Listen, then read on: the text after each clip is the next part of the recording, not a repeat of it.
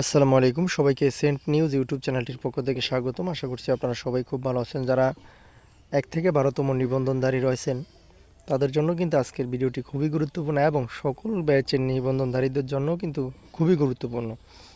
কারণ আপনারা অনেকেই বিভিন্ন ভিডিও নিচে কমেন্ট করেন যে স্যার কবে গণবিজ্ঞপ্তি প্রকাশ হবে, এখনও কেন হচ্ছে না, আমরা আবেদন করব।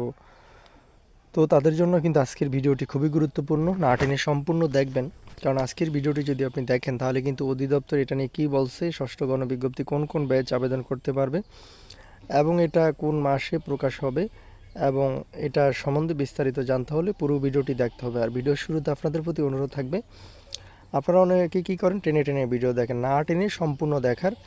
আর চ্যানেলটি সাবস্ক্রাইব করে আমাদের সাথে যুক্ত থাকতে পারেন, কারণ আমরাই সর্বপ্রথম আপনাদের জন্য আপডেট নিউজগুলো, বিশেষ করে এনটিআরসি রিলেটেড এবং শিক্ষা সংক্রান্ত বিভিন্ন তথ্য এই চ্যানেলে সবার আগে আপলোড দিয়ে থাকি। তো দেখেন, দ্য ডেইলি ক্যাম্পাস পত্রিকা প্রকাশ হয়েছে 14 এপ্রিল 2025 9:44 যে ষষ্ঠ গণবিজ্ঞপ্তি অধিদপ্তরের মাধ্যমে শূন্য পদের তথ্য যাচাইয়ের চিঠি।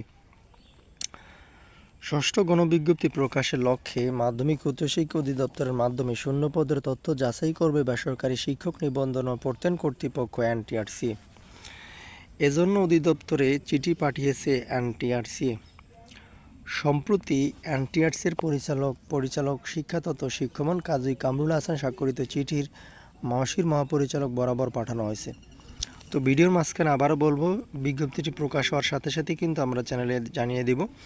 সবার আগে বিজ্ঞপ্তিটি জানতে হলে আমাদের চ্যানেলটি এখনই সাবস্ক্রাইব করে আমাদের সাথে যুক্ত থাকবেন, কারণ আমরাই সর্বপ্রথম আপনাদের জন্য এই ষষ্ঠ গণবিজ্ঞপ্তির আপডেট জানিয়ে দেব। এতে বলা হয়েছে, এনটিআরসি কর্তৃক ষষ্ঠ নিয়োগ সুপারিশের বিজ্ঞপ্তি প্রচারের পূর্বে বিভিন্ন বেসরকারি শিক্ষা প্রতিষ্ঠান থেকে এন্ট্রি লেভেল শিক্ষকের শূন্য পদের চাহিদা অধিযাচন ই রিকুইজিশন অনলাইনে সংগ্রহ করা হয়েছে। শূন্য পদের চাহিদাটি ই রিকুইজিশন অনলাইনে সংশ্লিষ্ট শিক্ষা প্রতিষ্ঠান প্রদান কর্তৃক সাবমিটের পর সংশ্লিষ্ট উপজেলা মাধ্যমিক শিক্ষা অফিসার এবং জেলা শিক্ষা অফিসার কর্তৃক যাচাইয়ন্তে এনটিআরসির নিকট অনলাইনে প্রেরণ করেছেন। ই রিকুইজিশন উল্লেখিত শূন্য পদের প্রাপ্যতা, সর্বশেষ জনবল কাঠামো ও এমপিও নীতিমালা অনুযায়ী সঠিক আছে কিনা সংশ্লিষ্ট অধিদপ্তর কর্তৃক অধিকতর যাচাইয়ের লক্ষ্যে এনটিআরসি নিয়োগ সংক্রান্ত পরিপত্রের 4.0 অনুচ্ছেদের পরিপ্রেক্ষিতে শূন্য পদের তালিকার সফট কপি সিডিতে কপি করে প্রেরণ করা হলো।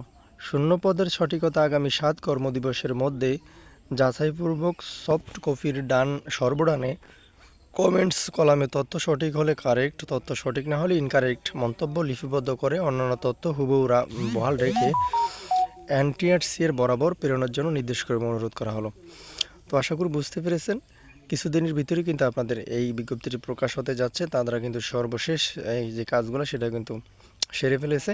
আশা করছি সকল ব্যাচের নিবন্ধনধারীরা এই গণবিজ্ঞপ্তিতে আবেদন করতে পারবেন। আপনাদের প্রতি শুভকামনা। আসসালামু আলাইকুম।